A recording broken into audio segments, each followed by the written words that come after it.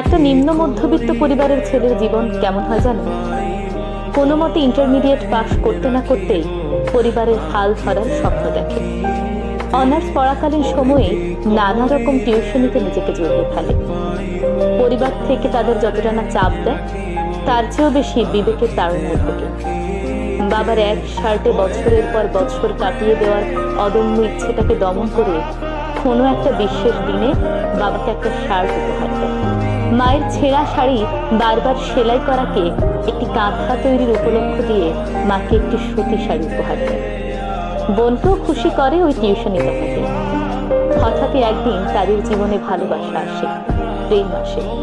একটি মেয়ে তাদের স্বপ্ন দেখায়, একসাথে অনার্স শেষ করব, দুজন দুটো চাকরি করব, ছোট্ট একটা সংসার গোছাবো। কিন্তু বছর না করতেই সেই মেয়েটি হয়ে যায় অন্য কারো ঘরের বউ। কোনো রকমে অনার্স শেষ করলেও যাকে নিয়ে ঘর বাঁধার স্বপ্ন দেখেছিল, সে তখন অন্য কারো সন্তানের মা হয়ে যায়।